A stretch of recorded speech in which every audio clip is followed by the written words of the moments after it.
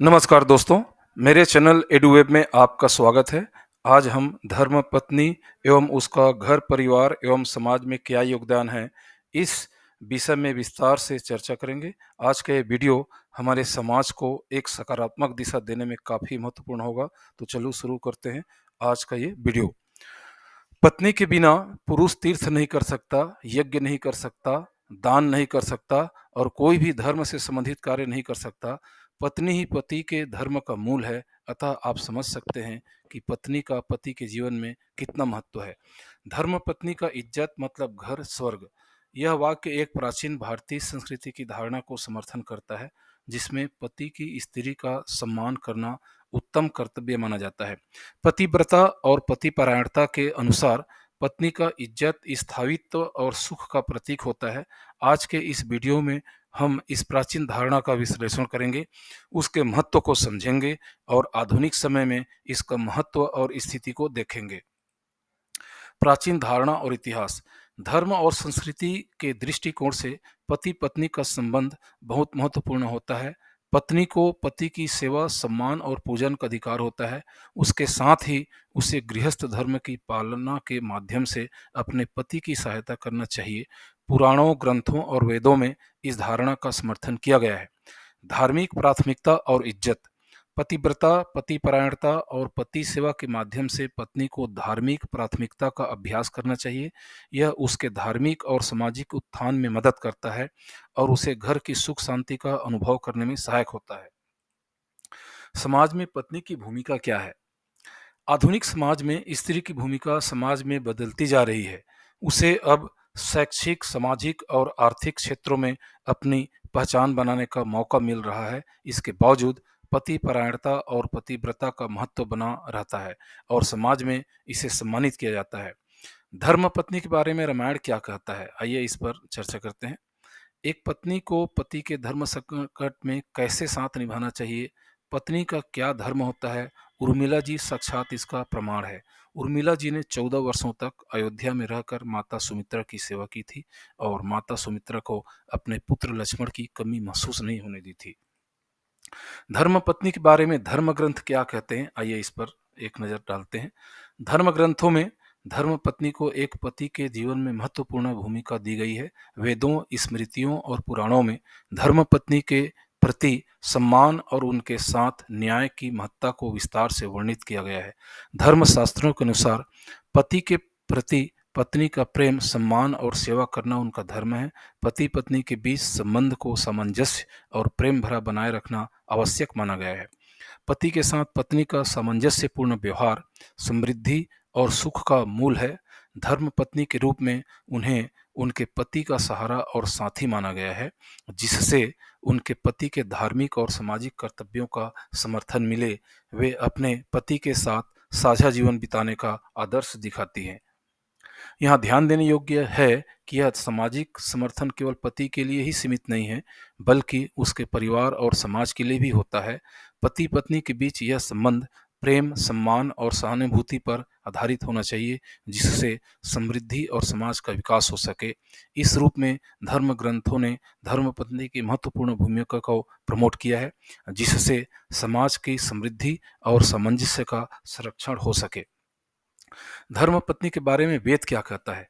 वेदों में धर्म पत्नी को पति के साथ एकमेव सामान्य धर्म की साथी और सहायक माना गया है। वेदों में पति पत्नी के बीच प्रेम, सम्मान और सहयोग को महत्वपूर्ण माना गया है।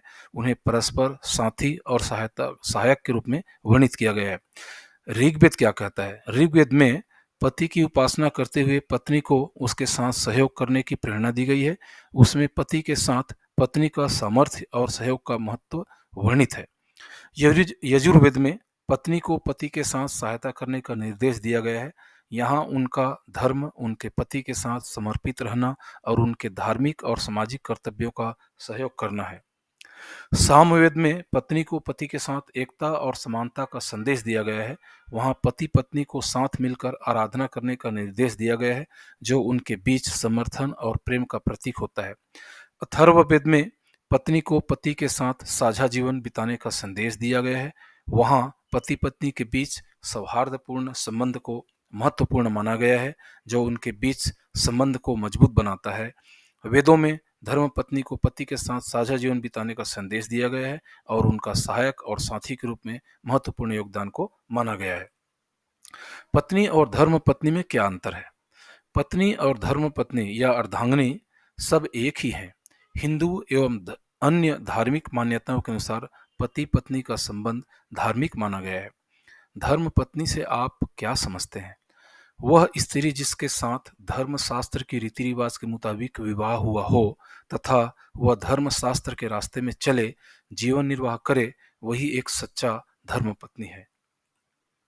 एक पत्नी का धर्म क्या होता है? पति और पत्नी दोनों का एक ही धर्म होता है। परस्पर दोनों एक दूसरे का सम्मान करते हुए प्रेम पूर्वक एक दूसरे को श्रेष्ठ मार्ग पर चलने में, जिम्मेदारियों को पूरा करने में एक दूसरे की सहायता करें और दोनों में से एक भी कुछ गलत करे तो उसे समझाएं और किसी भी प्रकार सही रास्ते पर लाएं। रावण ने स्त्रियों के बारे में क्या बताया है? रावण ने कहा था कि महिलाएं साहसी तो होती हैं, लेकिन अक्सर अपने बल का प्रयोग वो गलत जगह करती हैं। रामचरितमानस में वर्णित दोहे के अनुसार पत्नियों में जो पहला अवगुण पाया जाता है वह है बहुत ज्यादा साहस होना। साहस होना अच्छी बात है, लेकिन रावण के अनुसार स्त्रियां अपने साहस का अमूमन गलत जगह इस्तेमाल कर लेती हैं। कुरान में औरतों के बारे में क्या कहा गया है? इस्लाम में महिलाओं को बहुत ऊंचा स्थान दिया गया है और उन्हें जीवन के हर भाग में महत्व दिया गया है। माँ, पत्नी, बेटी, बहन, विधवा और चाची, मौसी के रूप में भी उसे सम्मान दिया गया है। कुरान में साफ कहा गया है कि माँ के प्रति कृतज्ञ होने का मतलब है मेरे खुदा के प्रति कृतज्ञ होना। भारत सरकार द्वारा महिलाओं के लिए क्या क्या सुविधा दी गई है, इस पर भी थोड़ा हम आज चर्चा कर लेते हैं। भारत सरकार ने महिलाओं के लिए कई सुविधाएं और योजनाएं शुरू की हैं। कुछ प्रमुख सुविधाओं में निम्नलिखित शामिल है। महिला एवं बाल विकास मंत्रालय। भारत सरकार द्वारा महिला एवं बाल विकास मंत्रालय की स्थापना की गई है, जो महिलाओं के हित में विभिन्न योजनाओं को लागू करता है। बेटी बचाओ बेटी पढ़ाओ योजना। इस योजना के तहत लड़कियों के लिए शिक्षा को बढ़ावा देने और लड़कियों की संख्या में गिरावट को रोकने के लिए वित्तीय सहायता प्रदान की जाती है। नेक्स्ट है स्त्री उत्थान योजनाएं। भारत सरकार ने महिलाओं को आर्थिक और सामाजिक रूप से सशक्त करने के लिए विभिन्न योजनाएं शुरू की हैं, जैसे महिला सशक्तिकरण योजना, महिला उद्यमिता निधि योजना और महिला एवं बाल विकास केंद्र। महिला पुलिस अधिकारियों की भर्ती। पुलिस बलों में महिला पुलिस अधिकारियों की भर्ती की जा रही है ताकि महिलाओं को सुरक्षित महसूस किया जा सके और उनके हक की सुरक्षा हो सके। महिला हेल्पलाइन। आप लोगों को पता ही है कि महिलाओं को हेल्पलाइन एक नंबर दिया गया है जो 1091 है। सरकार द्वारा महिलाओं के लिए महिला हेल्पलाइन सेवा की शुरुआत की गई है, जो महिलाओं को सामाजिक, आर्थिक और कानूनी सहायता प्रदान करती है। इन्हीं के साथ और भी कई योजनाएं हैं जो महिलाओं की समृद्धि और समाज में समानता को बढ़ावा देने के लिए चलाई जा रही हैं। भारत सरकार द्वारा महिलाओं की स्थिति में सुधार के लिए क्या उपाय किए गए हैं? महिलाओं की स्थिति में सुधार। समय बीतने के साथ सरकार ने महिलाओं की स्थिति सुधारने के लिए कई कानून बनाए। स्त्री शिक्षा को अनिवार्य किया गया। लड़की की मर्जी के बगैर शादी पर प्रतिबंध लगाया गया। तलाक को कानूनी दर्जा दिया गया। अब महिलाएं अपनी मर्जी के अनुसार किसी भी हुनर के लिए ट्रेनिंग ले सकती हैं। महिला सुरक्षा हेतु कौन कौन से कदम उठाए गए हैं? वुमेन लॉ इन इंडिया के मुताबिक सुरक्षा के 10 कानून अधिकार जिनके बारे में हर भारतीय महिला को पता होना चाहिए। कुछ इनमें से मैं नीचे आप लोगों को बता रहा हूँ, जैसे कि राष्ट्रीय महिला आयोग अधिनियम 1992 है, महिला सुरक्षा कानून है, पॉक्सो एक्ट कानून है, दहेज निषेध अधिनियम 1961 है, भारतीय तलाक अधिनियम 1969 है, मैटरनिटी लाभ अधिनियम 1861 है, कार्यस्थल पर महिलाओं के साथ उत्पीड़न है, समान पारिश्रमिक अधिनियम 1976 है। राष्ट्रीय महिला आयोग अधिनियम क्या है, इसको थोड़ा हम देख लेते हैं। भारत सरकार ने 31 जनवरी 1992 को संसद के एक अधिनियम द्वारा 1990 के राष्ट्रीय महिला आयोग अधिनियम के तहत राष्ट्रीय महिला आयोग NCW की स्थापना की। आयोग का प्राथमिक जनादेश महिलाओं के अधिकारों की सुरक्षा और सुरक्षा करना है।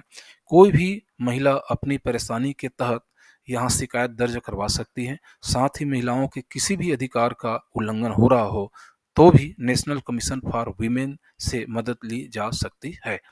राष्ट्रीय महिला अधिनियम आयोग का उद्देश्य महिलाओं की स्थिति में सुधार करना है और उनके आर्थिक सशक्तिकरण के लिए काम करना है।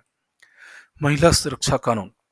महिला एवं बाल विकास मंत्रालय महिलाओं से संबंधित विभिन्न विशेष कानूनों का संचालन कर रहा है, जैसे घरेलू हिंसा से महिलाओं की सुरक्षा अधिनियम 2005 वाला है, दहेज निषेध अधिनियम 1961 वाला है, महिलाओं का अश्लील निषेध अधिनियम 1986 है, कार्यस्थल पर महिलाओं का यौन उत्पीड़न रोकथाम निषेध और निवारण अधिनियम जो है 2013 है, और बाल विवाह निषेध अधिनियम है।